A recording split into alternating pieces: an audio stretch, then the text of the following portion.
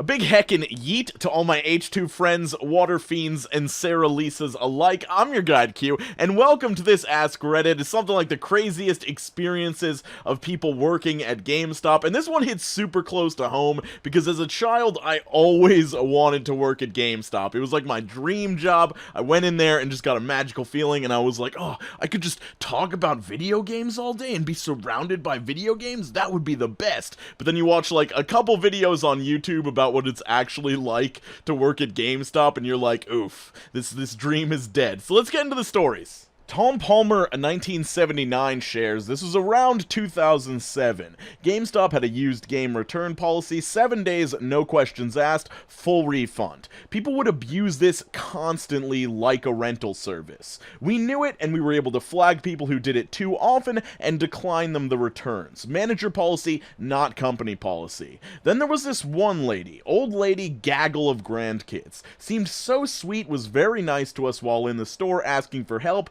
recommendations, etc. Bought them a PS2 and a freaking gigantic stack of games. Had to be 20 to 25 at least. Her total came out over $400. I rang her out, handed her the multiple bags of stuff, and said to the kids something along the lines of, wow, you guys are really lucky to have such a great grandma. This many games will last you months. The grandma chuckled and said, oh, they're only in town for a week. You guys have that 7-day return policy. I'll see you in 6 days. Ugh, that upsets me so much to hear, especially since a lot of these GameStop stores have quotas that these people need to hit, and if you return all the used games, I'm sure they take that out of your quota numbers and stuff, so that really stinks. I'm surprised that this old lady is not wise enough to know not to, like, incriminate herself or show that she's doing something against the rules. There's nothing wrong with buying games, realizing they're all bad, and then returning them, but leaving the store upon purchasing them and being like, oh, I have no intention to even try these out and give them a chance to be a full purchase. I'm intending to return these. That is not good.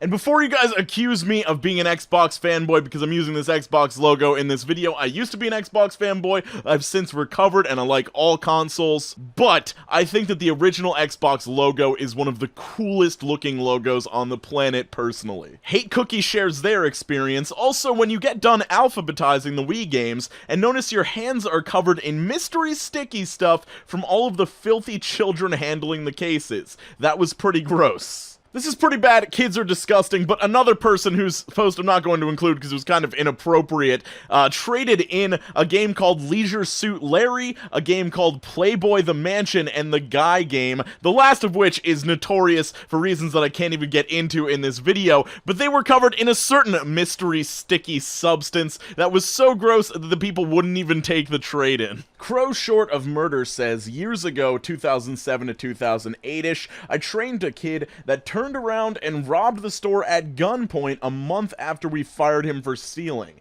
He and his buddies left without shooting anyone. My coworker was on the phone with the cops after he left while I was getting his old employee file out, reading off his 2 addresses that he had down, parents and grandparents' phone number, etc. He's still serving time as the gun they used was apparently used in another homicide. You know, people always talk about how dangerous it is being like a convenience store clerk because of the risk of armed robbery. I'm honestly surprised this sort of thing doesn't happen more often at GameStop because of how much value they have behind that counter. Like today, you could walk into a GameStop and be like, hey, give me all of the first-party titles for the Nintendo Switch just in cart form, and you could get a bunch of tiny cartridges in your pockets, taking up nearly no space that are around $40 to $60 each. So like, damn. That really sounded like it was a guide / encouraging criminals to rob GameStop. I cannot emphasize enough, please, do not rob GameStop. It's terrifying for the employees, and that company is already doing horribly. It would only make things worse.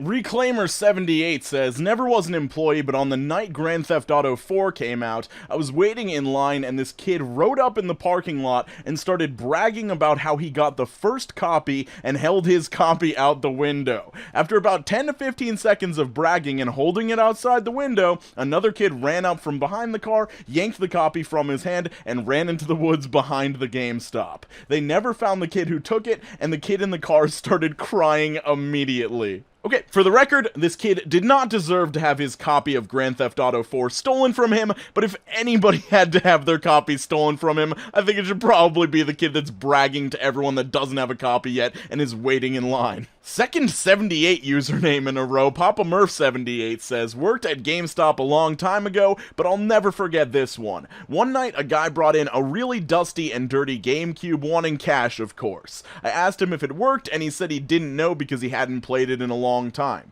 I told him that we have to check every console, and when I turned it on and opened up the lid, about 100 roaches came running out all over the counter. I always get excited when I'm looking at a console at like a thrift store. I open up the lid and hope there'll be some like expensive game in there. Now I'm just worried that cockroaches are gonna crawl out, and it's disgusting. I hate cockroaches. I got scolded by management for helping a woman for 30 minutes. She bought 12 games and was looking for good recommendations for her son who was on the spectrum. I found every game on her list and a few more to surprise him. Those surprise games were Okami and Katamari Damacy. She was overjoyed that her son was going to have lots of good games to play. Why were they mad over such a large sale? Oh, because they weren't used. Screw that store. That woman wanted to make sure her son was happy, and I was tasked to do so. I know I did a good job, and you guys can close shop. This is probably, across the board, the biggest problem people have with working at GameStop is all the quotas they have to hit for selling used games, getting pre-orders, getting people to sign up for, like, power-up rewards. It used to be called the Edge card. I've had that forever, and I'm the sort of person that likes to have that sort of card, but getting it pushed on you is so annoying. I remember one time I went into a GameStop looking for cheap used games like I always do. I had some person approach me on the sales floor, try to sell me on more expensive used games that I was not interested in. Then I got up to the counter, they tried to sell me on a more expensive version of the rewards card, they tried to sell me on pre-orders, they tried to get me to buy disc protection for all of my games, and I'm like, no, I can take care of my games properly. It was really annoying, and I'm sure the employees hated doing it, and it honestly left such a bad taste in my mouth that I didn't want to go back to that location because I knew there were other locations with more chill employees that weren't as stressed about the quotas. And I think that even though GameStop was trying to make a ton of money by enforcing these quotas, I think it actually scared a lot of people away from their stores. But anyway, holy crap, I went on for a long time, but that's just one of my problems with GameStop. But yeah, let me know your experience with GameStop. Do you love it? Do you hate it? Is it just a necessary evil in your life? This one comes from Strawberry Person. One time a woman screamed at me because her kid was tearing open a toy before paying for it, and I kindly told him to wait for a little bit. She seemed on the fence on whether she wanted to buy the toy or not for her kid, so, you know, I wasn't glad that her kid was already ripping it open. She then proceeded to scream at me for being really awful with kids, a horrible person, bad at my job, etc. She also wanted to complain to the manager if I ever talked to her kid like that again. She then angrily paid and walked out of the store. Also, people tinkering / modding their console and then trying to return it because it doesn't work anymore and angrily insisting on having bought it that way in GameStop. I have a feeling this woman's gonna have to pay for a lot of stuff in the future. If you break it, you buy it. Also, if you open it, you buy it. You've made that product not new by opening it up, and it's no longer something that GameStop can sell without, like, sending it back and having it repackaged or whatever. So, yeah, don't act like this. Don't let your kid do that stuff. Pretty as a Peach has a few experiences to share. I worked at GameStop as an assistant store manager and store manager for 4-ish years. I have so many stories of creepy, scary, and rude customers. Some highlights. I once got asked out on a date at the register. I'm young and naive and awkward, and I kind of stop in my tracks and tell him that I'm working and I can't answer that. I worked for another 4 hours or so and closed by myself, and he was waiting in the parking lot for me to leave. I had a family that would bring in their son every Saturday. They explained to me that he had severe autism and he was non-verbal. No problem, except they would stand in a corner and text or whatever while he'd knock over stands, rip things from walls, and even run behind the counter and try to bite you. I had to get permission to ban them from the store because I was getting tired of trying not to get bit. Edit for some clarification. Just because a customer was awkward does not mean to me that they were creepy. This guy was a special case, hence why I've wrote about it. I met friends I will always love when they were customers. I met people I worked with in the gaming industry and other capacities. I met my ex, etc.